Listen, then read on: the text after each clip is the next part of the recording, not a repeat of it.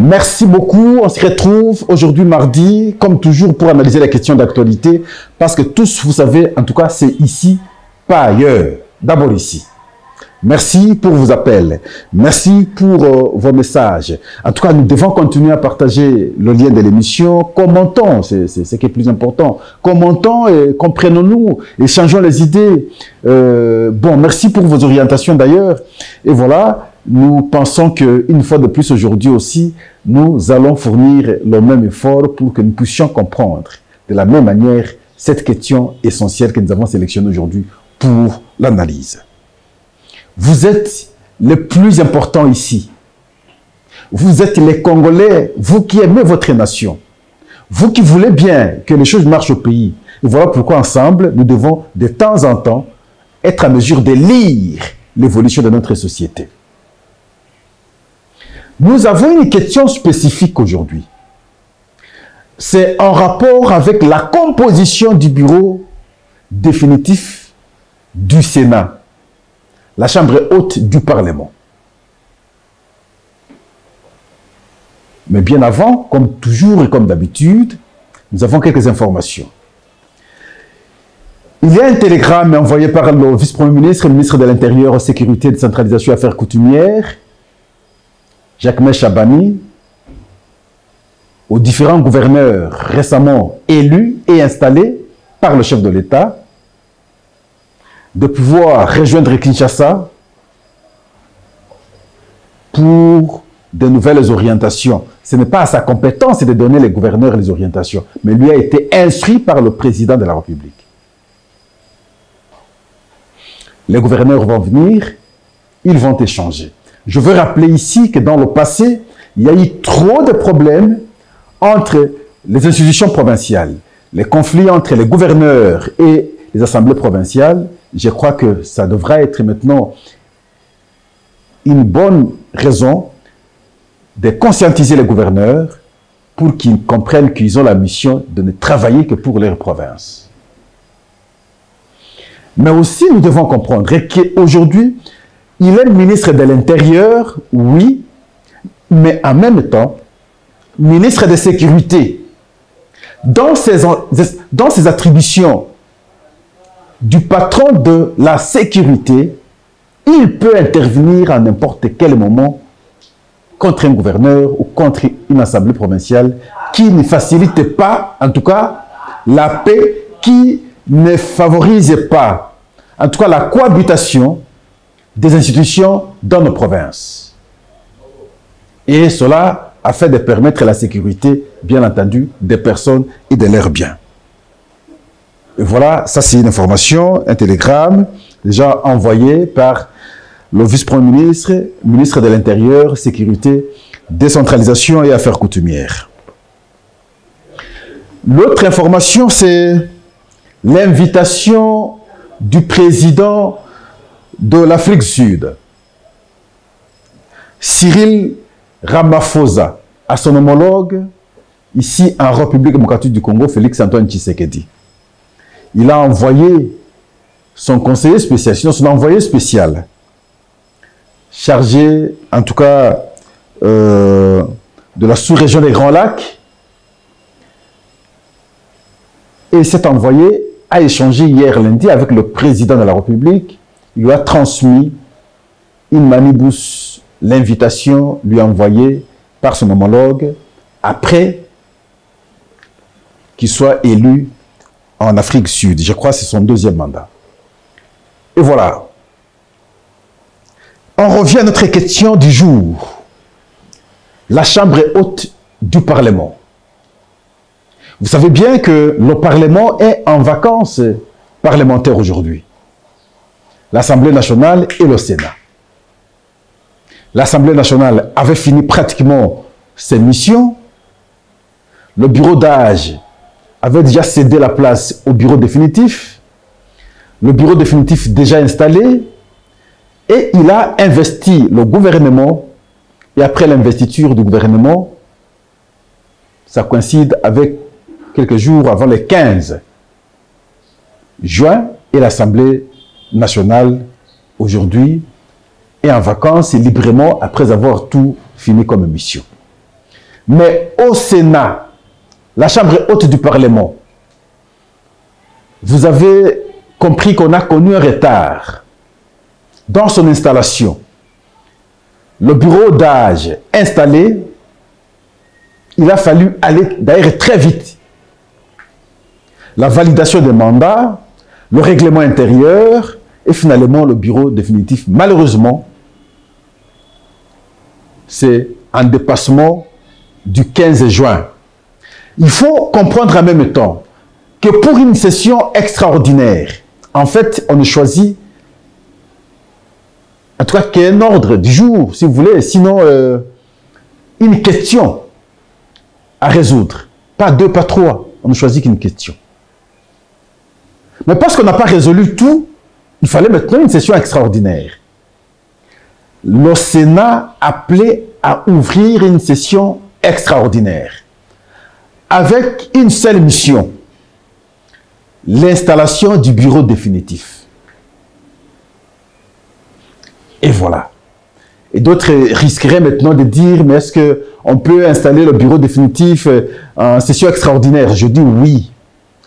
C'est plutôt le gouvernement qu'on ne pouvait pas investir lors d'une session extraordinaire. La loi veut et a dit clairement que le gouvernement ne devrait être investi que lors d'une session ordinaire.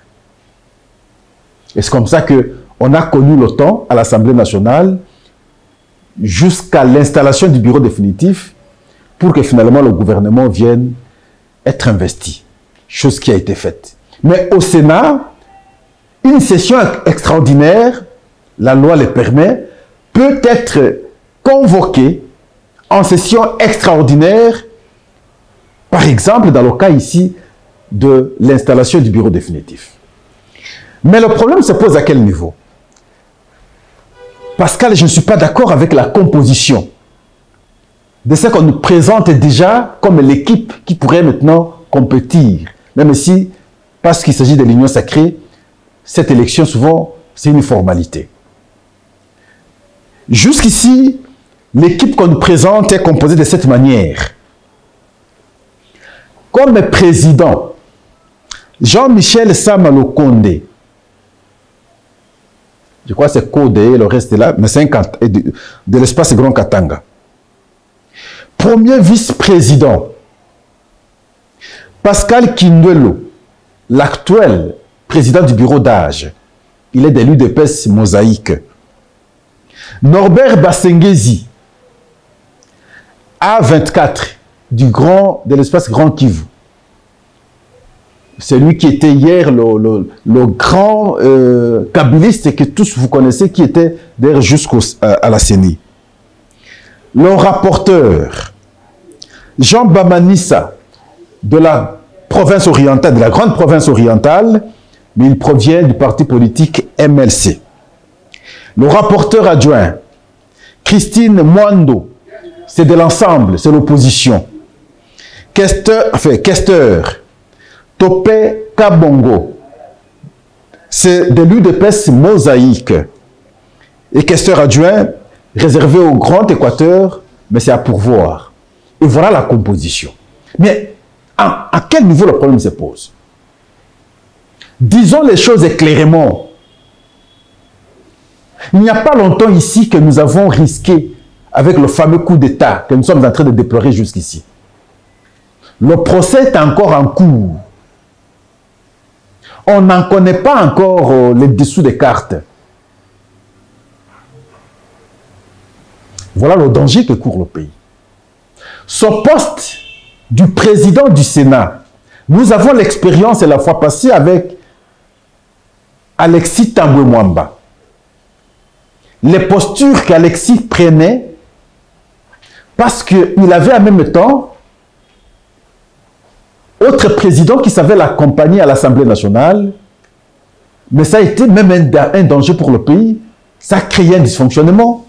Il a fallu maintenant forcer les choses pour imposer la séparation.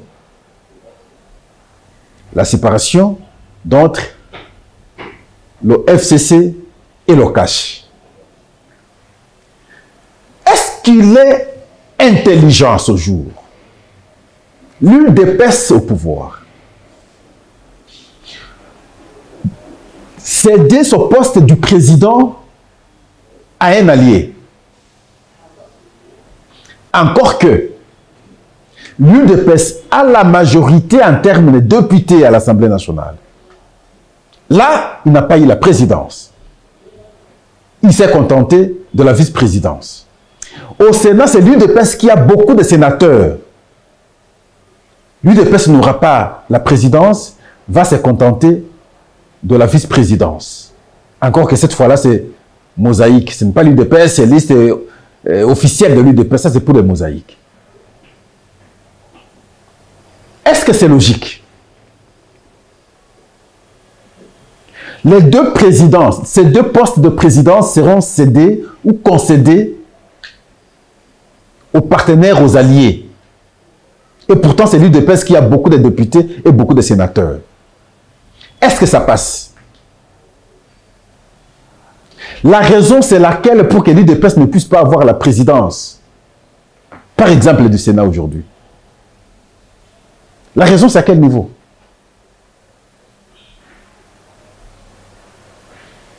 Est-ce que c'est parce qu'on veut rester seulement dans la logique du présidium de l'Union sacrée? Même alors, est-ce qu'il est dit qu'il faut obligatoirement avoir la présidence? C'est un peu aberrant qu'un parti qui a beaucoup de députés, qui a beaucoup de sénateurs, n'ait pas la présidence, et des partis qui ont à peine 3-4 sénateurs ou 4 députés, ainsi de suite, gagnent finalement la présidence.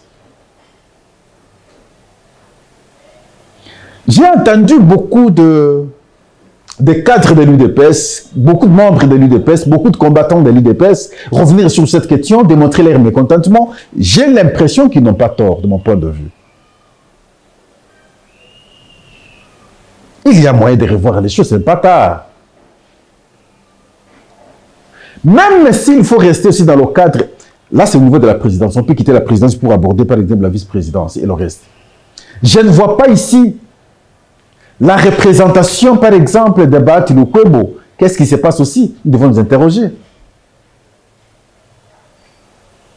Lui-même n'est ni au gouvernement, ni dans le bureau de l'Assemblée nationale, moins encore dans le bureau du Sénat. Je ne sais pas si ces membres sont dans la composition du gouvernement. Y a-t-il un problème? S'il n'y a aucun problème, ça veut dire qu'il s'est incliné, il n'a pas voulu en faire un problème. Pourquoi les autres en feraient un problème pour s'accrocher obligatoirement à avoir la présidence?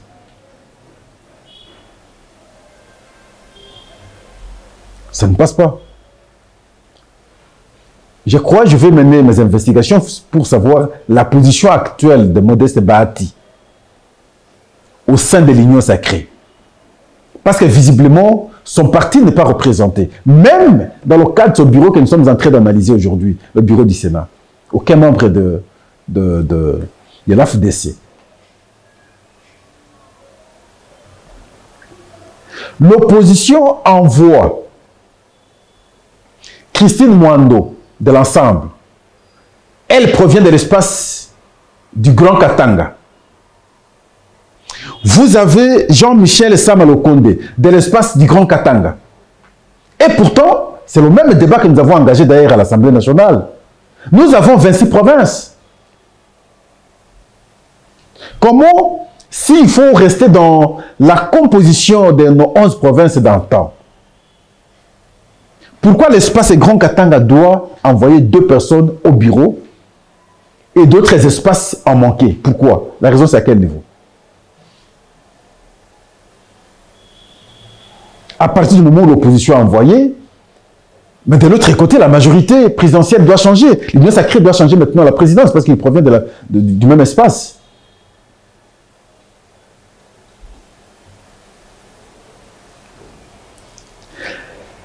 Les vétérans de l'UDPS, des combattants reconnus par les gens. Moi, je pensais qu'Augustin Kabouya, bon, même si la fois passée lui-même avait dit, non, moi, je veux garder la maison, je reste le gardien du temple. Je lui avais donné raison d'ailleurs, à l'époque, vous allez vous en souvenir, j'avais dit, il a raison. Mais ici, face aux enjeux, je peux même penser qu'il pouvait revoir maintenant sa décision pour aller compétir ou aller siéger comme président ou présider comme président de, excusez la tautologie, du bureau du Sénat. Et donc, lorsqu'on voit la composition, tout de suite, on aurait l'impression que c'est mal fait. Et lorsque c'est mal fait, je pense qu'il faut corriger parce que c'est pas tard. Moi, nous assistons dans une activité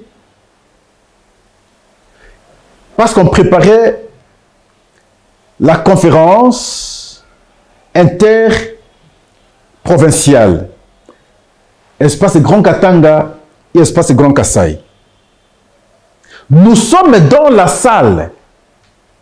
L'ancien Premier ministre, ici Sama Lokonde, présent.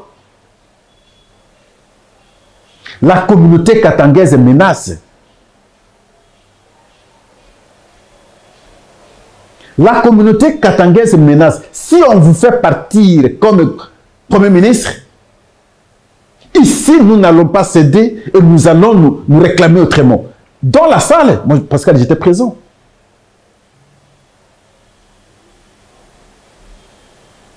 Mais alors, quel jeu on veut jouer ici? La Constitution est claire. En cas de souci du président, par exemple, qui expédie les affaires courantes? C'est le président du Sénat. On ne peut pas mâcher des mots. Nous sommes en politique. Il faudrait qu'on comprenne les choses clairement. Pascal, je vous produisais, ceux qui m'ont toujours suivi, il est vrai que moi je navigue dans les temps. Sur le plan spirituel, je prétends que je suis fort. Je navigue dans les temps. J'ai démontré la fois passée que nous avons 4 langues nationales. 4. Réparties dans nos 4 grands espaces. Il y a le Kikongo. Ici, le Bandundu, je reste dans l'ancienne appellation, et le Congo central aujourd'hui. Nous avons le Lingala du Grand Équateur. Nous avons le Swahili, partie est. Et nous avons le Chiluba au centre.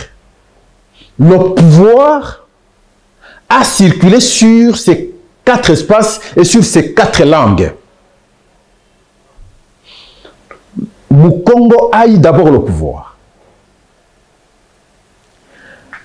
Après le Mukongo, c'est le Lingala qui a eu le pouvoir. Après le Lingala, c'est le Swahili qui a eu le pouvoir. Après le Swahili, c'est le Chiluba qui a le pouvoir aujourd'hui. Le phénomène va se reproduire. Soit on double chez les Chiluba, et maintenant, reprendre le processus avec les Swahili, les Bangala et finalement les Bakongo. Sinon, on risque donc reprendre maintenant le processus, recommencer du début, les Bakongo, les Bangala, les Baswahili et les Baluba enfin. Ça, c'est sur le plan spirituel. Et ceux qui savent naviguer dans les temps, mais comprendront. Et voilà pourquoi, lorsqu'on fait des compositions, lorsqu'on prend des dispositions, lorsqu'on fait des classements, il faut tenir compte de plusieurs aspects en même temps, au-delà de ce que vous voyez directement. L'aspect spirituel devrait maintenant vous conduire. Qui n'a pas eu peur de ce qui s'est passé dernièrement ici avec Christian Malanga?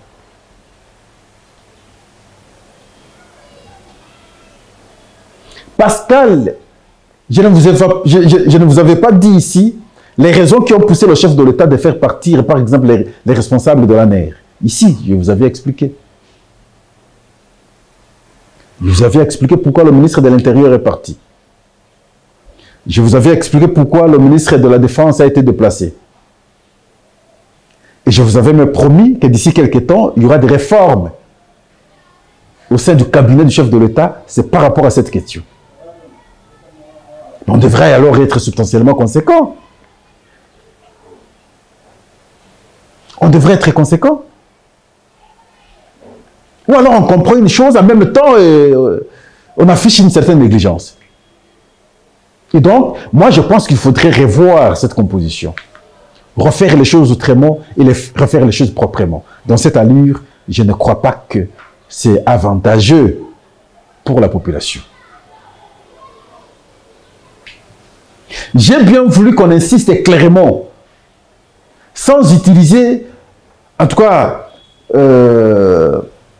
des moyens obliques pour la transmission du message. Parce que simplement, moi, je ne suis pas d'accord, je ne suis pas content.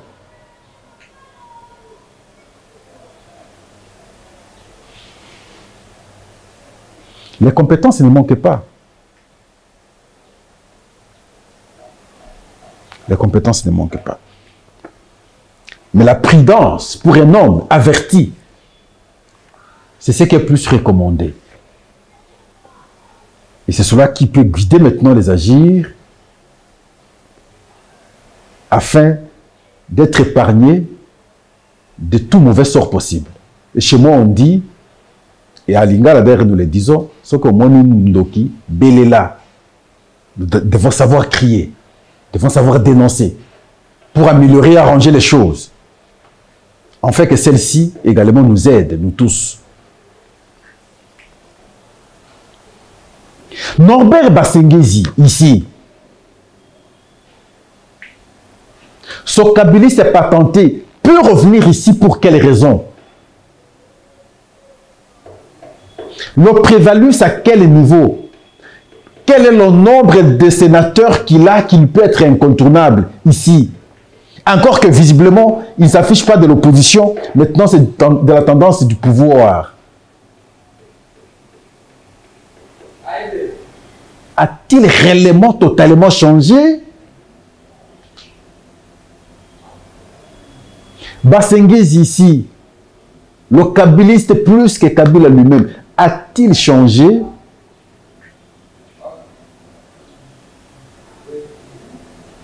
Ou seulement on ne veut pas se servir? N'y a-t-il pas d'autres personnes? Vous allez me dire cela?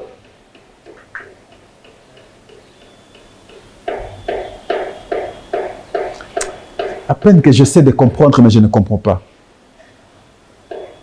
L'autre me dit la fois passée, Pascal, la révolution a enterré ses propres fils. La révolution a exclu ses propres fils. Ceux qui ont su se battre sont enterrés. Mais ils sont là.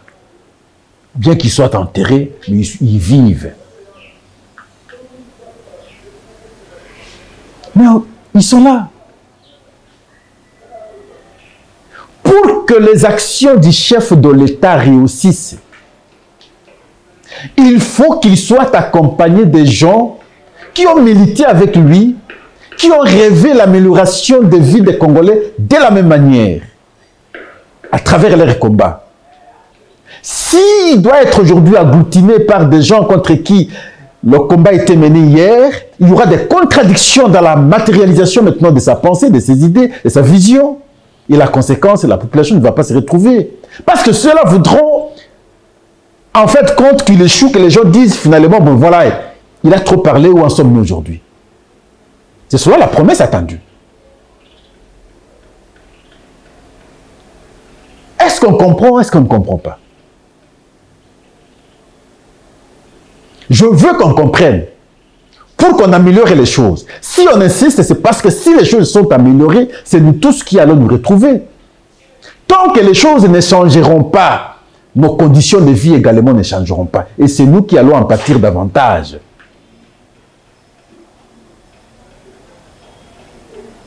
Il y a d'autres qui me disent, mais Pascal, mais c'est pas aujourd'hui, plus de 20 ans que tu continues, tu gardes le même élan. Mais où en sommes-nous, est-ce que tu es servi? Non. Peut-être que je me contente d'être là où je suis.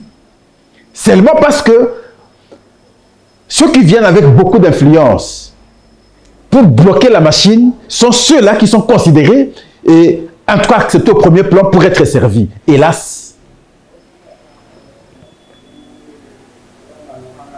Hélas. Le chef devra maintenant être accompagné de ceux qui ont compris et qui comprennent son combat. Je m'en souviens une fois, on nous gaze ici sur l'avenue de l'enseignement. Nous allons courir, et avec Félix Tshisekedi ici. Il y a quelque part là, non loin, il y a une famille qui était là, il va, il se cache, et on vient, on tire sur cette famille. Et cette famille est là. Ceux qui se battaient avec lui sont là, nous autres nous sommes là. On courait ensemble à l'époque. Les Mwananteba, les Gabet Chitea, je ne saurais pas les citer, ils sont très nombreux. Les Pascal Ouondje,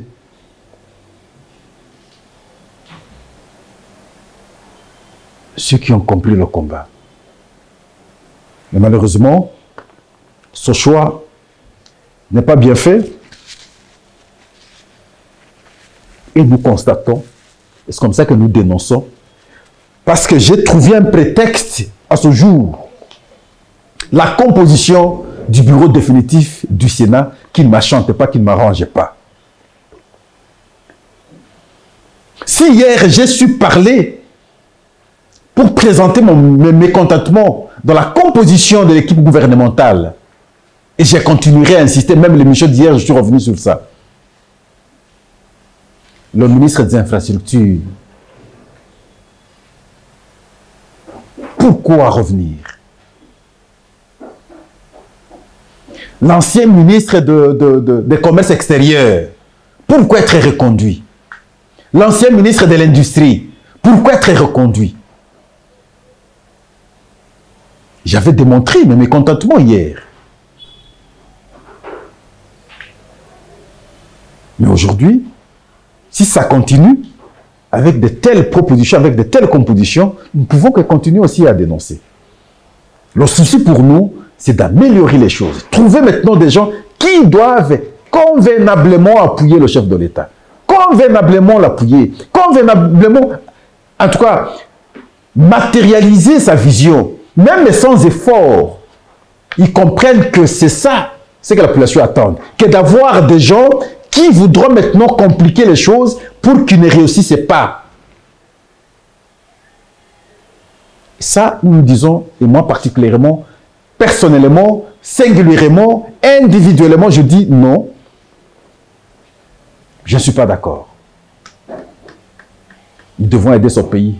Nous devons l'aider. Nous devons l'aider. Nous devons l'aider. Le choix des meilleurs doit être une priorité pour nous. Bassengezi est-il vraiment le meilleur pour les Congolais pour occuper des fonctions encore à ce jour dans ce régime?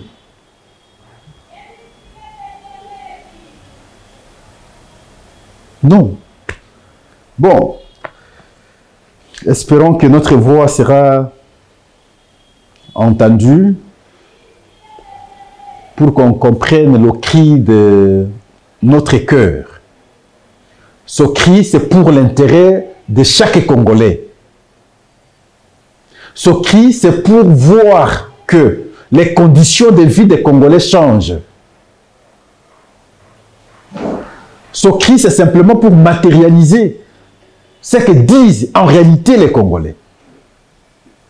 Et ce que refusent de voir les Congolais. C'est un cri d'un nationaliste qui veut le changement pour son pays. Et voilà pourquoi nous insistons sur les meilleurs pour occuper de hautes fonctions pour la gestion de l'État afin que chaque Congolais se retrouve.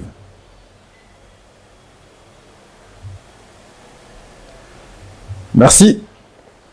On s'arrête ici. N'allez pas ailleurs. Prenez l'émission, partageons le lien.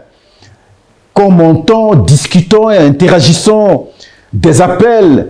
Et voilà, c'est de cette façon que nous aurons une lecture plus globale de la question.